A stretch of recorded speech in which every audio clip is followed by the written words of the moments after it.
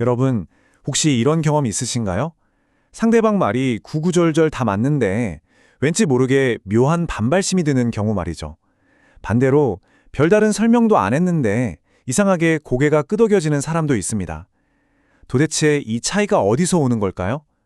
이번 해설에서는 우리가 흔히 아는 말하기 스킬, 그걸 넘어선 아주 근본적인 인간의 소통 메커니즘을 파헤쳐보려고 합니다. 자, 그렇다면 왜 완벽한 논리가 때로는 완전히 거부당하는 걸까요? 우리는 보통 팩트와 논리가 결국 이긴다고 믿잖아요. 하지만 오늘 살펴볼 자료들을 보면요. 그 이면에는 우리의 인지를 지배하는 훨씬 더 강력한 원리가 숨어 있다는 걸 알 수 있습니다. 그럼 첫 번째 파트, 우리가 설득에 대해 흔히 하는 착각부터 짚고 넘어가 보죠. 보통 우리는 설득을 하나의 기술이라고 배웁니다. 논리, 근거, 화려한 단어들의 조합 말이죠. 하지만 이건 꽤나 큰 착각입니다. 자료에서 말하는 설득의 진짜 실체는 기술이 아니라 물리적이고 심리적인 상태 그 자체에 가깝습니다. 쉽게 말해 화자가 가지고 있는 고유의 안정감, 타인을 대할 때의 그 태도가 이미 설득의 성패를 결정한다는 뜻이죠. 어쩌면 우리는 지금까지 완전히 엉뚱한 곳에 에너지를 쏟고 있었던 걸지도 모릅니다. 이제 관점을 완전히 바꿔볼까요? 두 번째 파트, 논리 이전에 존재하는 상태에 대한 이야기입니다. 여기 아주 핵심적인 문장이 하나 나옵니다. 설득은 내용 이전의 상태로 전달된다. 이 말의 의미는요, 우리가 내뱉는 단어는 늘 두 번째라는 겁니다. 사람과 사람이 만날 때 뇌가 찰나의 순간에 가장 먼저 스캔하는 건 상대의 논리 구조가 아닙니다. 그 사람이 뿜어내는 아주 근본적인 신경학적 안정성, 바로 그거죠. 이게 어떻게 일어나는지 타임라인을 한번 쪼개서 볼까요? 첫째, 서로 마주치고 비언어적 신호를 주고받습니다. 둘째, 무의식적으로 상대의 안정성을 스캔하죠. 그리고 셋째, 그 짧은 평가에 따라 내 마음의 방어막을 열지 말지 결정해버립니다.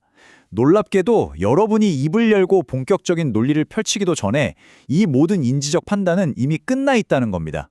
결국 초기 접촉 상태가 충분히 안정적이고 열려 있다면 그 뒤에 나오는 논리나 설명은 그저 형식적인 확인 절차에 불과해집니다. 이미 청자가 무의식적으로 이 사람 말은 수용해도 되겠다고 판단한 걸 도장 찍어주는 거죠. 활짝 열린 문을 아주 편안하게 걸어 들어가는 것과 같습니다. 그렇다면 대체 이런 심리적 상태는 어떻게 만들어지고 감지되는 걸까요? 세 번째 파트에서 그 비밀을 풀어보겠습니다. 여기서 행동심리학의 중요한 개념 하나를 짚고 가겠습니다. 바로 자녀진동이라는 건데요. 오해하시면 안 되는 게 이게 무슨 초자연적인 기운 같은 게 절대 아닙니다. 화자가 일관되게 유지하는 비언어적 기준값이자 심리적인 정보값이라고 보시면 됩니다. 여러분이 어떤 화려한 단어를 썼든 상관없이 대화가 끝난 뒤에도 상대의 무의식에 남아 다음번 만남의 평가를 좌우하는 일종의 감정적 궤적인 셈이죠. 여기서 우리가 얻을 수 있는 결론은 명확합니다.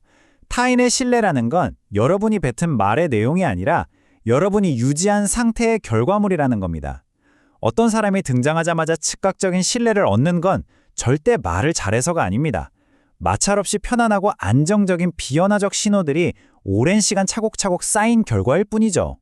네 번째 파트에서는 반대의 경우를 한번 보겠습니다.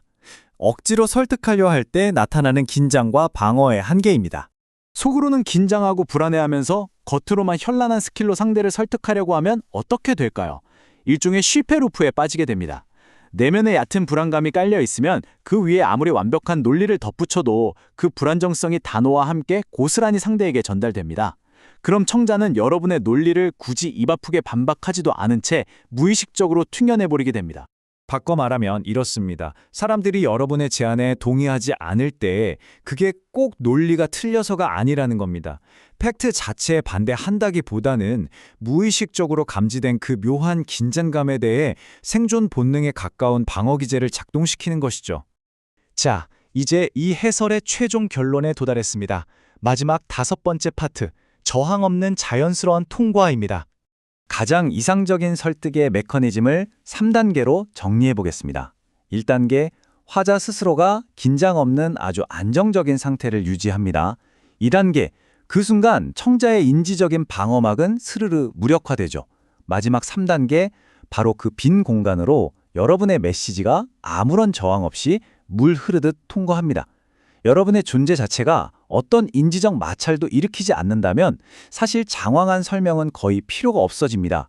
이쯤 되면 설득에 대한 우리의 시각을 완전히 재구성해야 합니다. 설득은 누군가를 이기는 과정이 아닙니다. 현란한 말로 상대를 코너에 몰아넣고 논리로 굴복시키는 그런 소모적인 전투가 절대 아니라는 거죠. 이번 자료를 관통하는 단 하나의 진리가 있다면 바로 이겁니다. 설득은 막히지 않는 상태에서 자연스럽게 통과되는 현상이다. 실제로 설득력이 뛰어난 사람들을 유심히 관찰해 보세요. 그들은 억지로 자기 주장을 밀어넣지 않습니다. 그저 자신의 아이디어가 아무런 저항 없이 지나갈 수 있도록 아주 쾌적하고 마찰없는 심리적인 경로를 뚫어놓을 뿐입니다. 마지막으로 여러분 스스로에게 이 질문을 한번 던져보셨으면 합니다. 여러분의 평소 존재 방식은 타인에게 굳건한 긴장의 장벽을 세우고 있습니까? 아니면 저항 없이 스며드는 열린 길을 내어주고 있습니까? 오늘 분석한 이 소통의 숨겨진 메커니즘이 여러분이 타인과 관계 맺는 방식을 한 차원 더 지적이고 자연스럽게 업그레이드 하는데 의미 있는 통찰이 되었기를 바랍니다.